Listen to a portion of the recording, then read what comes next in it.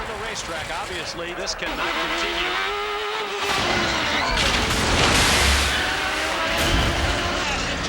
On board Vassar's car.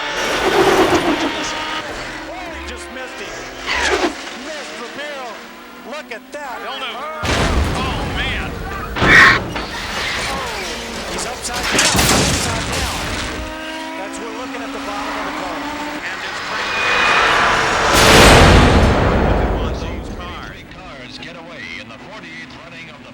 Throughout the first half of the century, the front-engine roadsters were built out of tubular steel. Their great strength became a terrible liability as soon as they hit something. The driver himself was, in effect, the only deformable structure on board the car.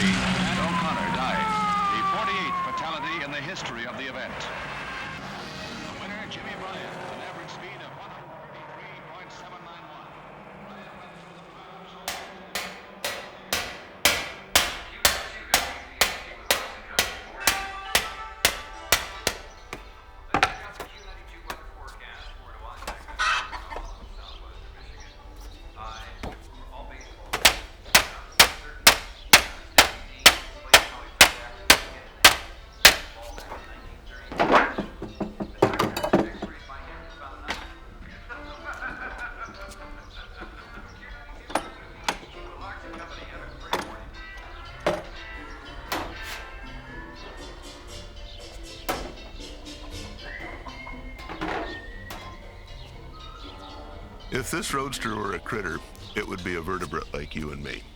It has a rigid internal skeleton of steel that holds it together and a soft skin of aluminum that offers very little protection.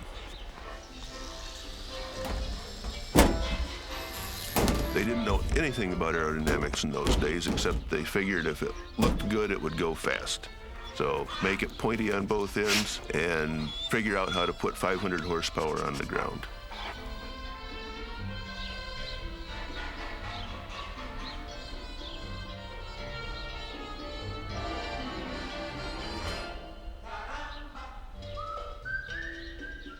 The roadsters were brutal. They cared nothing for the drivers.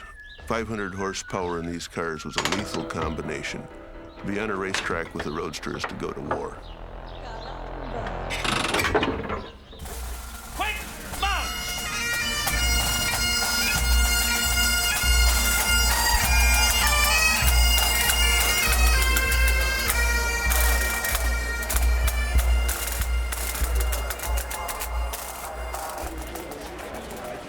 While there's a lot of science and technology to setting up and testing a race car, once that season starts and you have 30 other cars to battle, racing becomes an art. In that sense, it hasn't changed in 30 years.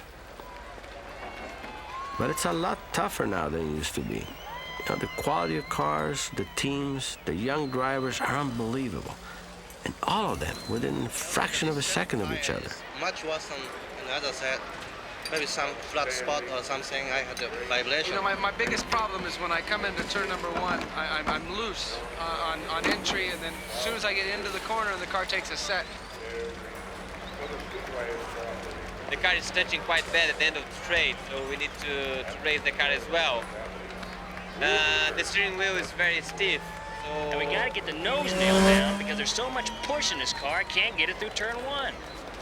Okay, Diane, the car is pushing in turn 1 and turn 2 is very unsettled coming out of turn 3. I want to get into that, just a little understeer, but then it comes back to you as you exit. Look, I think the problem we still have is that the car is very slow to turn in. I think maybe if we either increase the rate or at least put some more rebound in the front of the car, that's going to help. There's no way I'm going to get the time out of this car otherwise. I lost the mirror lap before that, but I didn't tell you. I was going to shout on the radio, but I decided not to. Make me a memo on remembering the dry cleaning. I need to get my dry cleaning done over the course of the weekend. All my race shirts are dirty.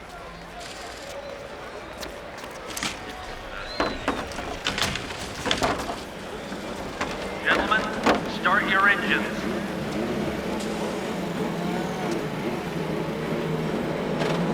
Starting grid lines up as follows for today's 500 run. Jimmy Vasser is the leader. Outside of him, Adrian Fernandez and Brian Herta. I've just been handed the official attendance.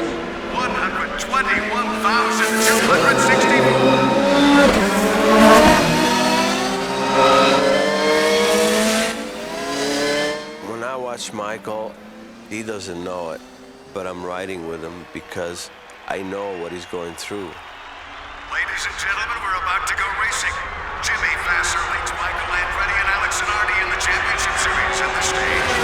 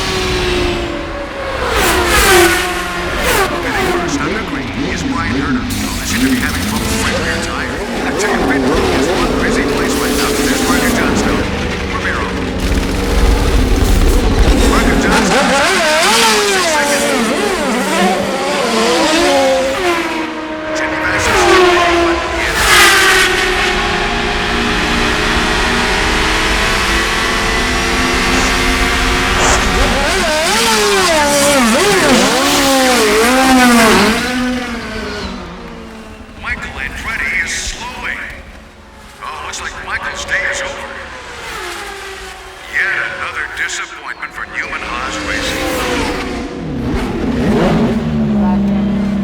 Because I do this, then it feels like the back end.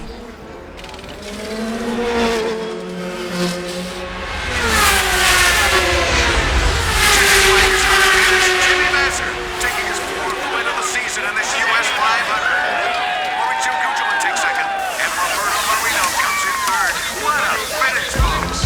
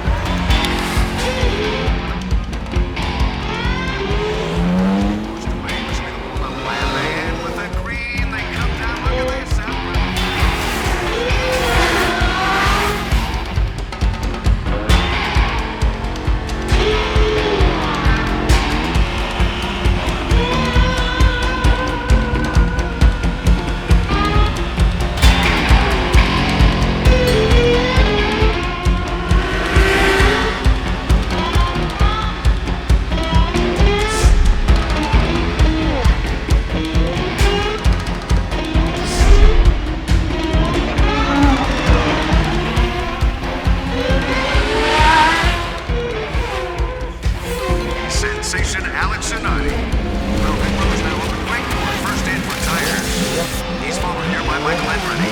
So far this year, the Newman Haas team have been plagued by mechanical problems. Well, just like bad luck. Michael's teammate Christian Fittipaldi, he's got new rubber, he's back out. And look at this Scott Pruitt. He's been fast all day, he's in for his stop. Bobby Gordon